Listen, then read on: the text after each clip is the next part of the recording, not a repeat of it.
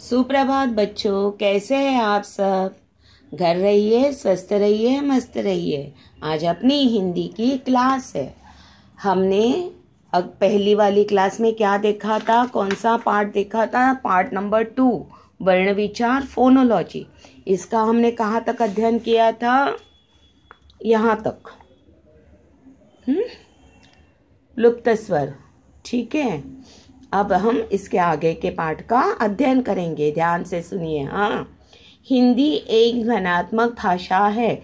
समय समय पर हिंदी ने अंग्रेजी, अरबी, फारसी आदि के शब्दों को ग्रहण किया। हिंदी एक ध्वनि भाषा है, हाँ, जिसे ध्वनि उत्पन्न होती है। हम आवाज से इसे, जैसे एक स्वराक्षर के माध्यम से इसे जीवन में प्रयोग करते हैं। हाँ, तो समय समय पर हमने अंग्रेजी, अरबी, फारसी इत्यादि आदि भाषाओं को भी हमने ग्रहण किया है, अपने जीवन में उसका प्रयोग किया है।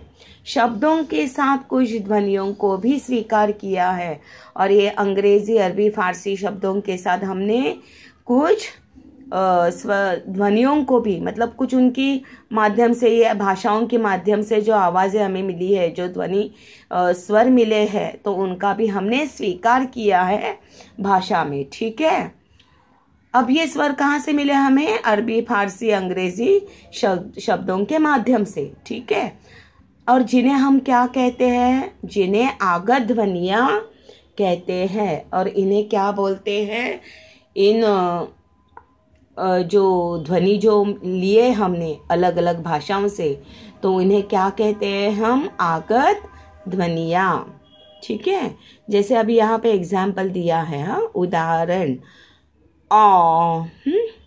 अभी जानते हैं। अंग्रेजी भाषा को ग्रहण करने के साथ उनके स्पष्ट उच्चारण के लिए ब्रैकेट में क्या दिया है? की ध्वनि को भी ग्रहण कर लिया गया है। ठीक है, जैसे कि फ्रॉक, बॉल, चौक, डॉक्टर आदि। अब ये देखो, यहाँ पे शिरोरेखा के ऊपर ये जो चंद्रकोर दिखाई दे रही है ना, हाँ, तो इसे क्या कहते हैं? ये कौन सा स्वर मिलता है हमें? ये जब स्वर चिन्ह लगाया जाता है तो हमें कौन सा स्वर अक्षर मिलता है? ठीक है, और इससे कौन से शब्द बनते हैं? फ्रॉक, बॉल, चौक। देखिए, का उच्चार होता है कि नहीं? ध्वनि का उच्चार होता है कि नहीं? इस तरह से। ठीक है, अब ये इनका स्पष्टीकरण जानते हैं, जो अरबी भाषा से हमें मिले हैं। अरबी तथा फारसी के शब्दों के साथ ही इन ध्वनियों को भी हिंदी में ग्रहण किया है। जैसे कि उदाहरण माने एग्जाम्पल, जहर, फिक्र आदि शब्दों, ये कौन से शब्द हैं? फारसी और अरबी।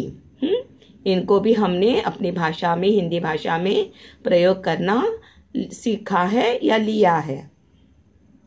हलंत। अब ये कौन सा स्वर चिन्ह है? देखिए तो ये स्वर चिन्ह कौन सा है? ये जब अक्षर के, देखिए, इस तरह से लगाया जाता है, इसे क्या कहते हैं? ये स्वर चिन्ह को हलंत कहते हैं। हलंत का प्रयोग रहित वर्णों के लिखने के लिए किया जाता है। जैसे कि ज्यादातर इनको व्यंजनों में यूज किया जाता है। हाँ, इसका उपयोग व्यंजन अक्षरों में किया जाता है। स, म, ह, ल, और इस स्वर चिन्ह को हम क्या कहते हैं? हलंत। अब ये कौन सा स्वर चिन्ह है? देखिए तो विसर्ग। इसे क्या कहते हैं? ये स्वर चिन्ह को विसर्ग, अंग्रेजी में इसे कोलन कहते हैं। ठीक है, किसी व्यंजन के बाद यदि विसर्ग यानी कि ये स्वर चिन्ह लगा हो तो उसका उच्चारण अह। तो ये स्वर चिन्ह का उच्चार स्वर क्या है? अह की तरह होता है। विसर्ग का प्रयोग केवल संस्कृत के शब्दों में होता है, जैसे कि प्रातः, अतः, प्रायः आदि। हाँ, ये जो कोलन जिसे हम कहते हैं, या फिर ये विसर्ग जिसका अर्थ है, ये स्वर चिन्ह का नाम क्या है? विसर्ग कहते हैं इसे। तो इसका ज़्यादातर उपयोग किस भाषा में किया जाता है? संस्कृत भाषा में किया जाता है। अनुस्वार, अब ये शिरोरेखा जो है, ये इसे क्या कहते हैं? शिरोरेखा। देखिए यह शब्द अक्षरों के ऊपर देखो, ये शिरोरेखा लिखी है ना, तो इसके ऊपर ये बिंदी चढ़ाई है, इसे क्या बोलते हैं? अनुस्वार। ये जो बिंदी लगाई है ना, डॉट है ना इधर, इसे कहते हैं अनुस्वार। यह व्यंजन का चिन्ह है। क ख ग घ व्यंजन तो आपने पढ़े होंगे, तो ये उन अक्षरों का चिन्ह है। हाँ, वो व्यंजन अक्षरों के ऊपर लगाया जाता है या प्रयोग में लाया जाता है। इसका प्रयोग वर्णमाला के 5 वर्गों के अंतिम वर्ण के स्थान पर होता है। उदाहरण जैसे कि पंख, घंटा, पंच, सुंदर, लंबा। अब ये देखिए, पख लिखा, फिर बिंदी डाल दी। हाँ, घटा लिखा, उसके ऊपर शिरोरेखा के ऊपर बिंदी डाल दी, तो पूरा शब्द बन जाता है।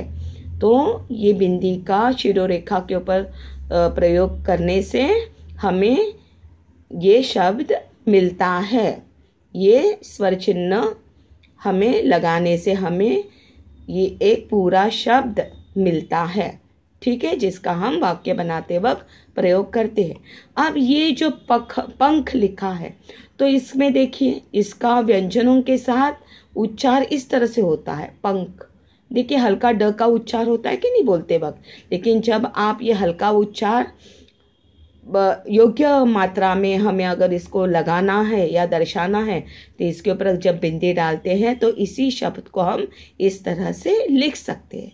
इसी प्रकार से पंच, देखिए च का उच्चार होता है, ये ट का उच्चार होता है, तो जब बिंदी लगाते हैं तो उसका ये जो उच्चार है, ये जो स्वर है, वो पूरा हो जाता है। उसी तरह से म को आधा म से ब व्यंजन लगाया, देखिए ये आधा व्यंजन है, ये पूरा व्यंजन है। और लंबा इस तरह से लिखा है, लेकिन जब हम बिंदी लगाते हैं तो इसका सही मायने में प्रयोग करके ये शब्द इस तरह से तैयार हो जाता है, ठीक है। और इसी तरह से घंटा और सुंदर भी शब्द तैयार हुए हैं। इसका मतलब ही यही है कि जब अनुस्वार, मतलब ये शिरोरेखा के ऊपर जो बिंदी दी है, उसका प्रयोग करने से हमें पूरा शब्द मिल जाता है, ठीक है। आगे बढ़ते हैं। अनुनासिक। अभी अनुनासिक क्या है? देखिए, ये जो स्वर चिन्ह दिख रहा है कि नहीं, ये चंद्रकोर है और उसमें एक बिंदी या डॉट लगाया है। ये शिरोरेखा के ऊपर, मतलब व्यंजनों के ऊपर लगाया जाता है, शब्दों के ऊपर लगाया जाता है। अब ये सारे शब्द है, इसके ऊपर ये शिरोरेखा है और इसके ऊपर ये अनुनासिक लगाया जाता है, ये स्वर चिन्ह लगाया जाता है। अब आगे उसका स्पष्टीकरण हम जान लेते हैं, ठीक है। अनुनासिकता स्वरों का गुण है। अनुनासिकता क्या है? स्वरों का गुण है। जब हम स्वरों का उच्चारण मुख के साथ नासिका से भी करते हैं तो वह स्वर अनुनासिक हो जाता है। जैसे कि मुंह से बोलने के साथ साथ हमारा वो स्वर नाक से भी गुजरता है, मतलब उसका स्वर का उच्चार नाक से और मुख से दोनों से होता है, उसे अनुनासिक स्वराक्षर कहते हैं या स्वर चिन्ह कहा जाता है, ठीक है। अब यहाँ पे उन्होंने कुछ उदाहरण दिए हैं, हम जानते हैं उनके जरिए कि किस तरह से। ऊंट, देखिए मैं मुंह से भी बोल रही हूँ लेकिन नाक से भी ध्वनि आ रही है, ठीक है।